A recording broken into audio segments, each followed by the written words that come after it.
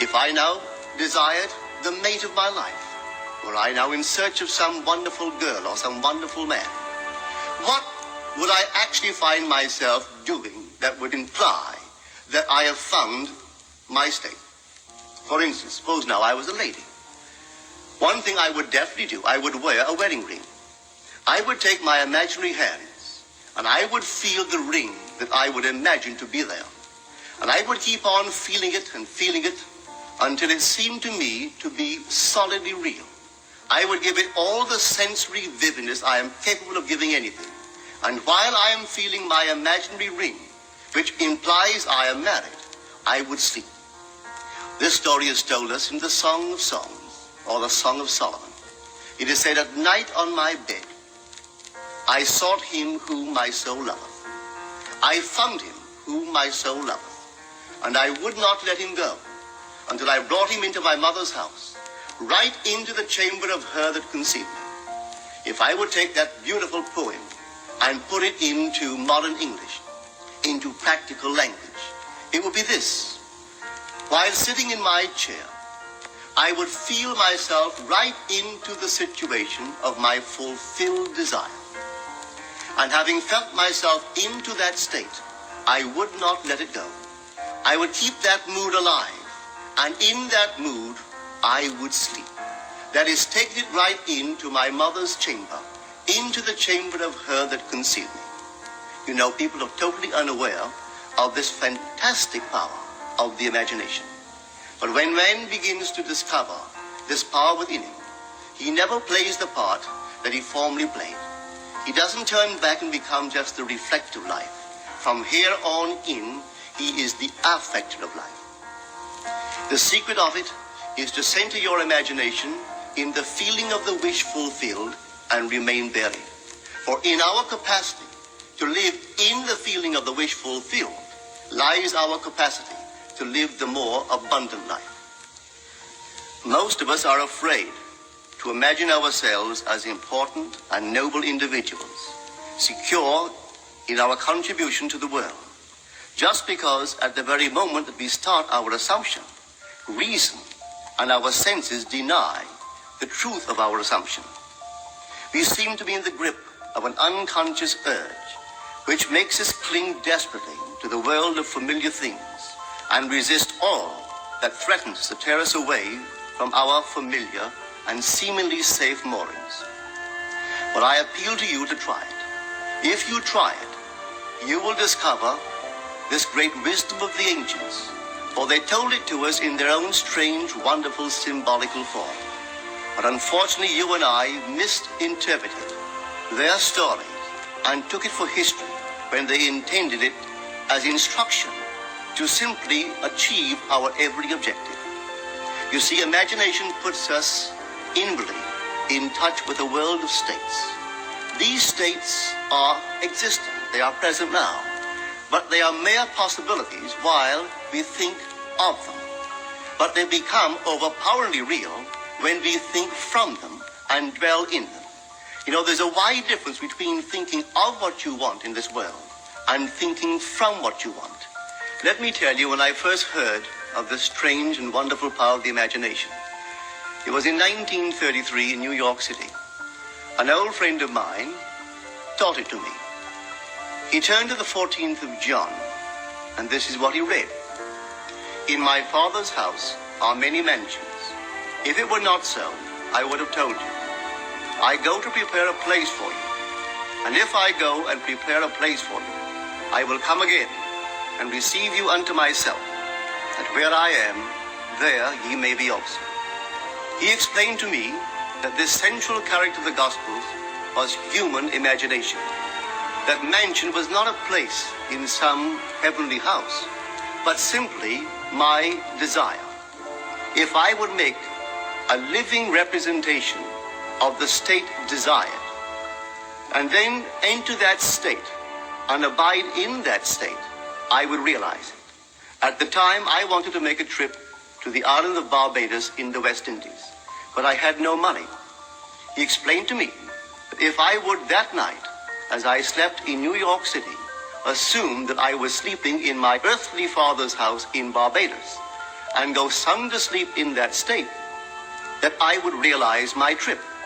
Well, I took him at his word and tried it. For 1 month, night after night, as I fell asleep, I assumed I was sleeping in my father's home in Barbados. At the end of my month, an invitation from my family came, inviting me to spend the winter in Barbados. I sailed for Barbados the early part of December of that year. From then on, I knew I had found this Savior in myself. The old man told me that it would never fail. Even after it happened, I could hardly believe that it would not have happened anyway. That's how strange this whole thing is. On reflection, it happens so naturally. You begin to feel or to tell yourself, well, it would have happened anyway. And you quickly recover from this wonderful experience of yours. It never failed me if I would give the mood, the imagined mood, sensory vividness. I could tell you unnumbered case histories to show you how it works. But in essence, it's simple. You simply know what you want. When you know what you want, you're thinking of it. That is not enough. You must now begin to think from it. Well, how could I think from it? I am sitting here, and I desire to be elsewhere. How could I, while sitting here physically, put myself in imagination at a point in space removed from this room and make that real to me? Quite easily. My imagination puts me in touch inwardly with that state. I imagine that I am actually where I desire to be. Now, can I tell that I am there? There is only one way to prove that I am there. For what a man sees when he describes his world is as he describes it relative to himself. So what the world looks like depends entirely upon where I stand when I make my observation. So if, as I describe my world, it is related to that point in space I imagine that I am occupying, then I must be there. I am not there physically, no, but I am there in my imagination. And my imagination is my real self. And where I go in imagination and make it real, there I shall go in the flesh also. When in that state I fall asleep, it is done. I have never seen it fail. So this is the simple technique on how to use your imagination to realize your every objective. Here is a very healthy and productive exercise for the imagination. Something that you should do daily. Daily relive the day as you wish you had lived it, revising the scenes to make them conform to your ideals. For instance, suppose the day's mail brought disappointing news. Revise the letter. Mentally rewrite it and make it conform to the news you wish you had received. Or suppose you didn't get the letter you wish you had received. Write yourself the letter and imagine that you received such a letter. Let me tell you a story that took place in New York not very long ago. In my audience sat this lady who had heard me numberless times. And I was telling the story of revision. That man, not knowing the power of imagination, he goes to sleep at the end of his day, tired and exhausted, accepting as final all the events of the day. And I was trying to show that man should, at that moment, before he sleeps, he should rewrite the entire day and make it conform to the day he wished he had experienced. Here is the way a lady wisely used this law of revision. It appears that 2 years ago, she was ordered out of her daughter-in-law's home. For 2 years, there was no correspondence. She had sent her grandson at least 24 presents in that interval, but not one was ever acknowledged. Having heard the story of revision, this is what she did. As she retired at night, she mentally constructed 2 letters. One she imagined coming from her grandson and the other from her daughter-in-law. In these letters, they expressed deep affection for and wondered why she had not called to see them. This she did for 7 consecutive nights, holding in her imaginary hand the letter she imagined she had received, and reading these letters over and over until it aroused within her the satisfaction of having heard. Then she slept. On the 8th day, she received a letter from her daughter-in-law. On the inside, there were 2 letters, one from her grandson and one from the daughter-in-law. They practically duplicated the imaginary letters that this grandmother had written to herself 8 days before. This art of revision can be used in any department of your life. Take the matter of health. Suppose you were ill. Bring before your mind's eye the image of a friend.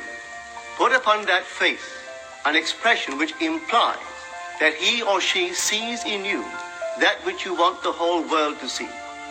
Just imagine he is saying to you that he has never seen you look better, and you reply, I have never felt better. Suppose your foot was injured. Then do this. Construct mentally a drama which implies that you are walking, that you're doing all the things that you would do if the foot was normal. And do it over and over and over until it takes on the tones of reality. Whenever you do in your imagination that which you would like to do in the outer world, that you will do in the outer world. The one requisite is to arouse your attention in a way and to such intensity that you become wholly absorbed in the revised action. You will experience an expansion and refinement of the senses by this imaginative exercise and eventually achieve vision in the inner world. The abundant life promised us is ours to enjoy now, but not until we have the sense of the Creator as our imagination can we experience it. Persistent imagination, centered in the feeling of the wish fulfilled, is the secret of all successful operations. This alone is the means of fulfilling the intention. Every stage of man's progress is made by the conscious, voluntary exercise of the imagination.